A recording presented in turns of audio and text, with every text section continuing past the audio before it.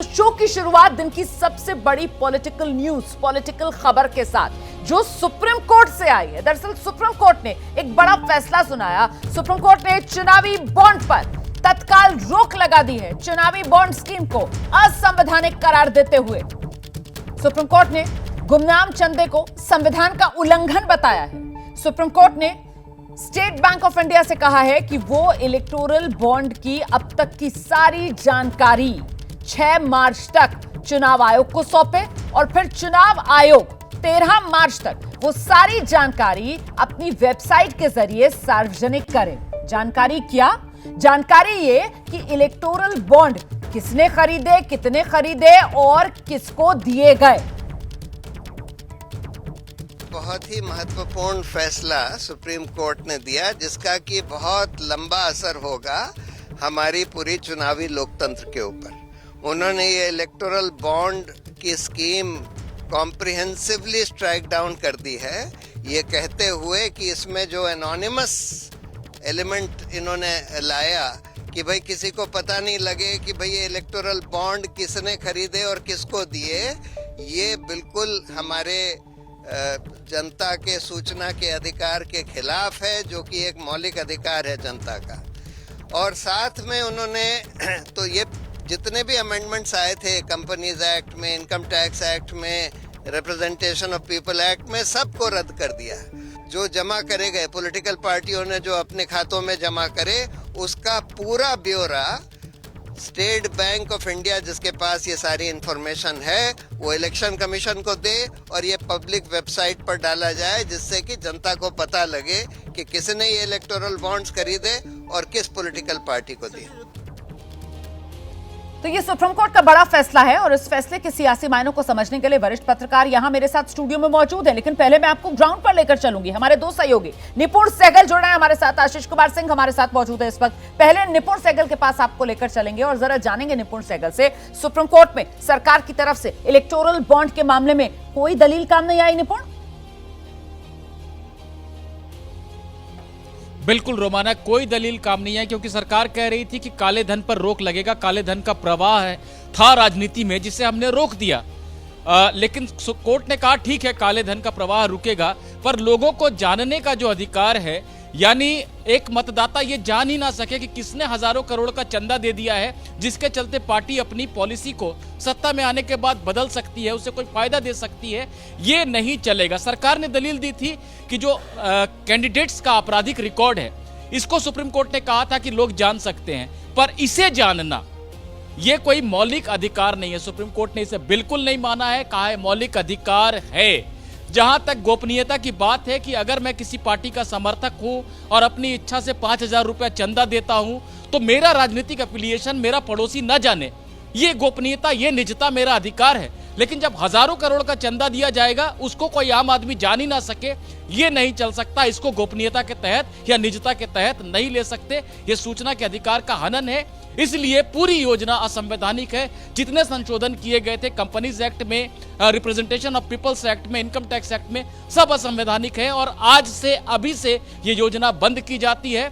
और जिसके पास भी, जिस पार्टी के पास जितने बॉन्ड बचे हुए हैं, जो कैश नहीं हुए हैं, वो उसे ले जाकर बैंक को लौटा दे।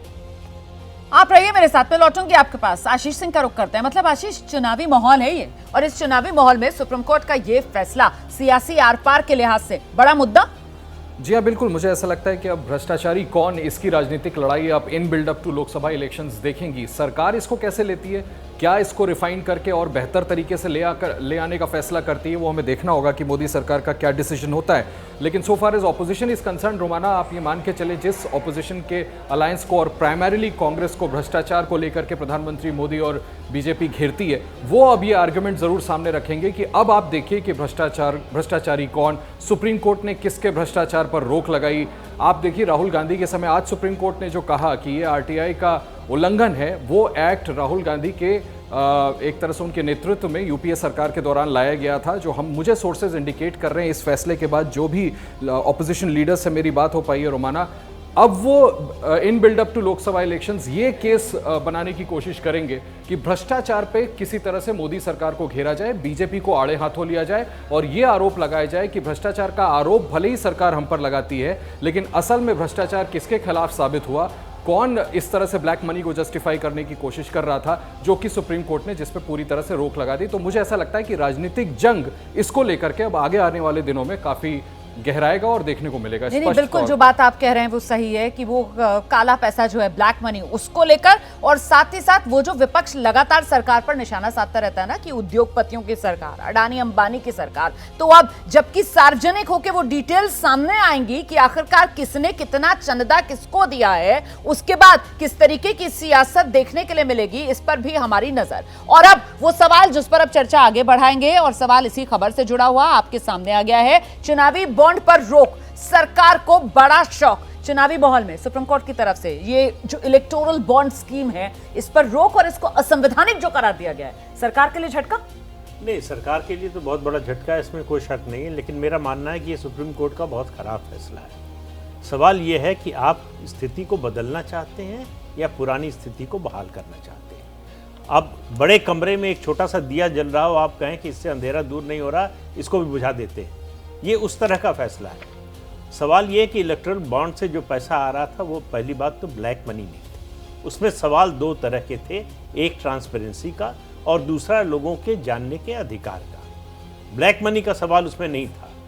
सवाल ये कि उससे पहले व्यवस्था क्या थी, उससे पहले कैश। लेकिन ये दलील काले पैसे की रोक की, ये तो सरकार की तरफ से दी जा रही थी। सरकार कह रही थी हम इलेक्टोरल बॉन्ड की स्कीम इसलिए लेकर आए हैं। सुप्रीम कोर्ट ने जिसको मना नहीं किया, जिस पर सुप्रीम कोर्ट की तरफ से कहा गया कि इसके और तरीके हो सकते हैं। नहीं, हाँ हो सकते हैं। सुप्रीम कोर्ट ये कह रहा है कि लोगों को जानने का अधिकार है कि किसने पैसा दिया। बिल्कुल, कि सूचना के अधिकार का ये उल्लंघन है, इस वजह से ये असंवैधानिक है। सुप्रीम कोर्ट कोई सुझाव देता है इसमें बदलाव का, संशोधन का, सरकार से कहता है कि आप नया प्रस्ताव लेकर आइए, क्योंकि इसका मतलब क्या होगा, इसका ये बॉन्ड की स्कीम खत्म हुई। अब जो उद्योगपति दे रहे थे बैंकिंग चैनल के जरिए पैसा, अब वो कैश में देंगे। ठीक है, तो पहले से और बुरी स्थिति होने वाली है। ठीक है, पैसा तो उसी को मिलेगा जो सत्ता में होगा। ये गलतफहमी न सुप्रीम कोर्ट को होनी चाहिए न किसी और को, कि पैसा देने वाले जो सत्ता में नहीं है उनको ज्यादा देंगे। तो मतलब ये आप कह रहे हैं कि हालात तो खास नहीं बदलेंगे, बल्कि सिर्फ और सिर्फ ठीक है, और कहीं ना कहीं सियासी हथियार के तौर पर ये फैसला इस्तेमाल होगा। बाकी मेहमानों की भी इस पर प्रतिक्रिया लेंगे, लेकिन